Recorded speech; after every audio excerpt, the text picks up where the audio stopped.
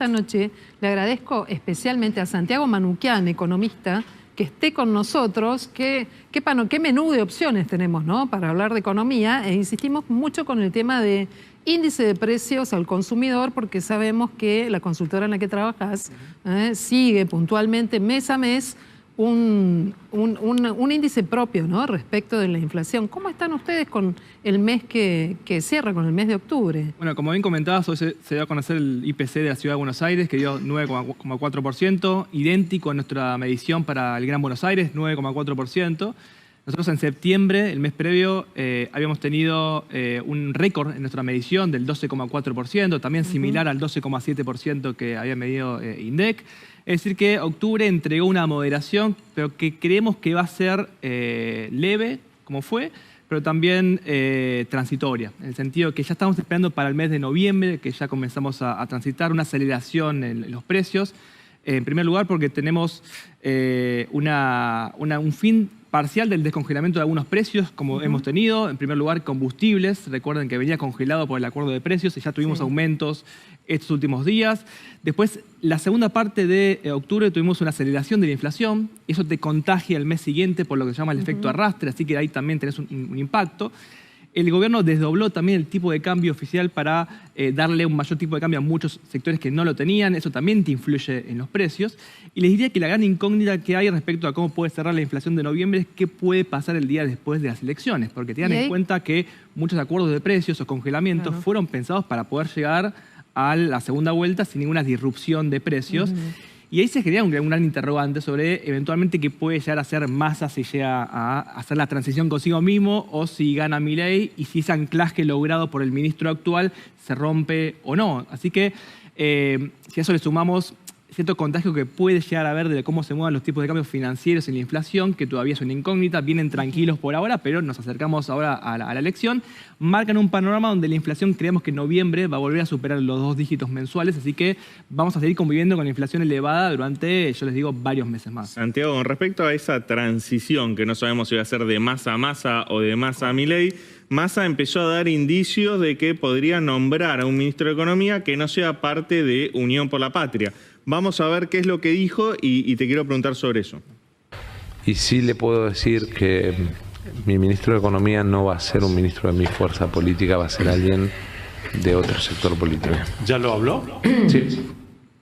Santiago, ¿cómo puede llegar a tomar el mercado el anuncio tanto del ministro de Economía de Massa como del de Milei? Porque todavía no se sabe ninguno de los dos. No sabemos y tampoco hay muchas precisiones sobre el programa económico, que es un poco lo que uno está esperando y que el mercado también tiene inquietudes. Hay muchas elucubraciones sobre para dónde podría ir Milei, para dónde podría ir Massa. Yo creo que si Massa llega a anunciar a algún ministro de Economía que sea de la oposición y que sea respetado, uno diría, por el establishment económico, se están barajando varios nombres. Yo creo que sería positivo eso para el mercado, justamente porque el mercado está buscando un anclaje que le saque a Massa este componente kirchnerista que tiene encima. ¿Pero quién puede representar esto? Roberto Labaña es una persona muy respetada, pero que no es amigo de sentarse a dirigir un ministerio.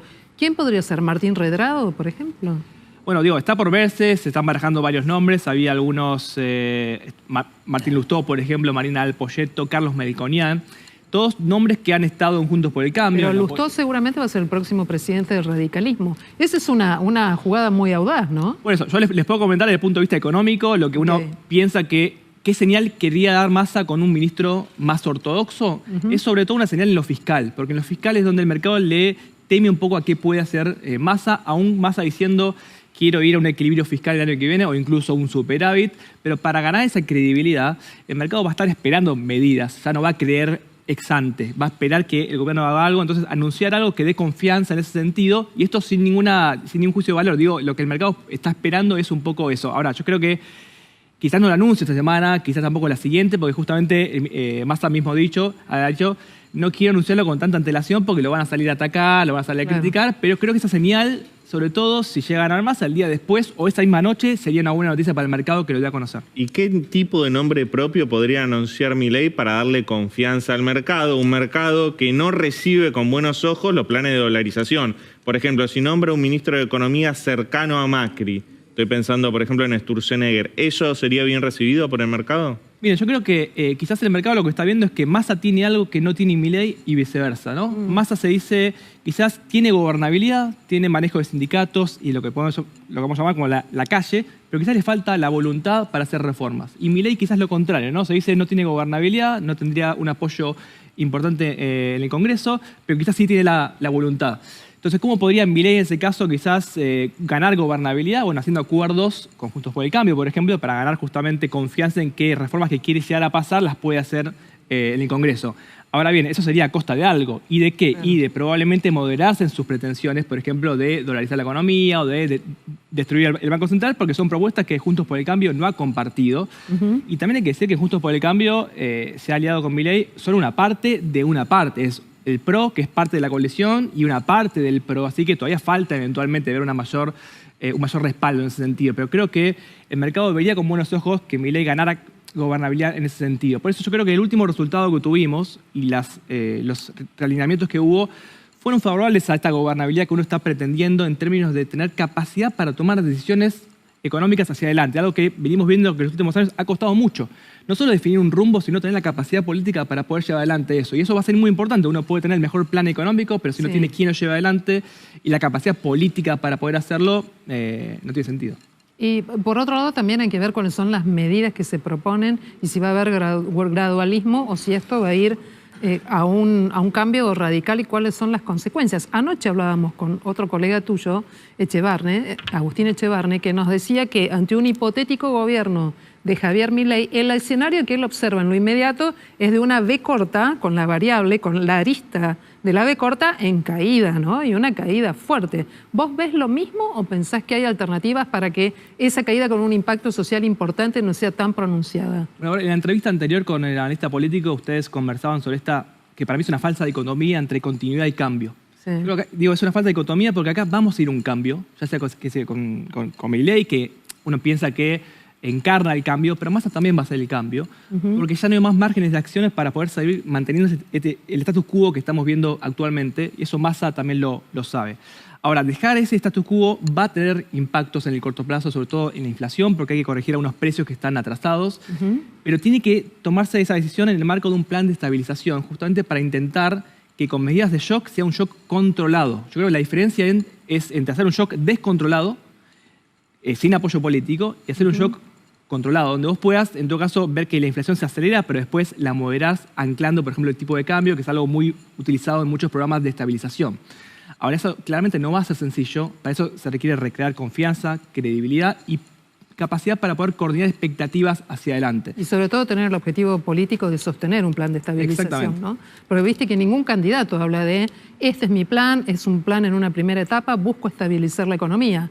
Nadie te habla de esto. Yo creo que también no hay muchos incentivos políticos para en este momento dar pistas de lo que puede pasar hacia adelante, sobre todo porque probablemente ocurra que cualquiera de los dos pierda capital político al inicio, porque va a ser duro, me parece, algunas medidas que hay que tomar. ¿Cuáles son esas medidas? Bueno, yo decía antes corregir algunos precios relativos. ¿Qué decimos cuando decimos eso? Queremos decir que el tipo de cambio oficial, estos 350 pesos, están muy baratos y en algún momento ver que... Bueno, vamos al grano, una devaluación fuerte del peso. Una devaluación. Una devaluación, vamos a ver. Eventualmente lo que puede haber es un desdoblamiento, es decir, que siga habiendo un tipo de cambio oficial y que haya un tipo de cambio financiero legal más alto, pero eso implica igualmente una devaluación. Suba de tarifas de servicios públicos, Massa dice que quiere ir al equilibrio fiscal y fundamentalmente para eso tenés que reducir los subsidios que hay a la energía y al transporte, que son más de 2 puntos del Producto Bruto Interno. Milei también habla de eso, está en la mira, eso va a acelerar la inflación hacia adelante. Entonces, acá el punto es qué programa se establece y cómo se reparten los costos asociados a implementar ese programa en el marco de una reeducación del acuerdo con el FMI. Por eso también hay que decirlo. Acá, ya sea Massa, que estuvo incumpliendo algunas metas, o Milei, cualquiera de los dos tiene que sentarse con el fondo y las medidas del programa de estabilización que se vayan a instrumentar van a tener que ser también pensadas en base al acuerdo. Para cerrar con una pregunta, ¿qué credibilidad tiene Massa para hacer un plan de estabilización teniendo sobre el lomo un año como ministro de Economía, en el cual ya hizo una devaluación y pasó enseguida a precios, por ejemplo? No, justamente por eso lo van a ver a Massa todo el tiempo ratificando esto de que a partir del 10 de diciembre comienza mi gobierno. Por eso decíamos que es importante lo del ministro de Economía, porque ese es un ministro de Economía de otro partido que le puede justamente lo puede correr a él del kirchnerismo y pensar que realmente el bien del cambio de alguien que sea más estricto en lo fiscal, por ejemplo, le va a jugar a favor. Él hace un equilibrio siempre entre ajuste fiscal, o mejor dicho, equilibrio fiscal e inclusión con desarrollo social, porque tiene una parte del electorado que también lo apoya porque tiene a Cristina Fernández detrás. Entonces hay un equilibrio constante. El mercado siempre se pregunta, bueno, a partir del 10 de diciembre, ¿comienza tu gobierno o no tanto? Entonces, esa credibilidad se la va a tener que ganar. Parte la puede definir, como yo decía, con algunos nombres, pero parte también con las medidas que va a tener que tomar rápidamente, porque la población y también el apoyo político que pueda lograr no va a estar esperando mucho más tiempo. No hay tiempo para luna de miel. Un nombre nada más me tenés que decir. ¿Los mercados votaron por Milei o por Massa? A ver, yo creo que lo que vimos claramente después de la última elección es que se descomprimió bastante la expectativa de que Argentina va a dolarizar. Es decir, hemos visto una caída fuerte en las expectativas de devaluación. Los dólares paralelos habían llegado a una brecha cambiaria del 180%, hoy están en el 150%. ¿Entonces? Es altísima.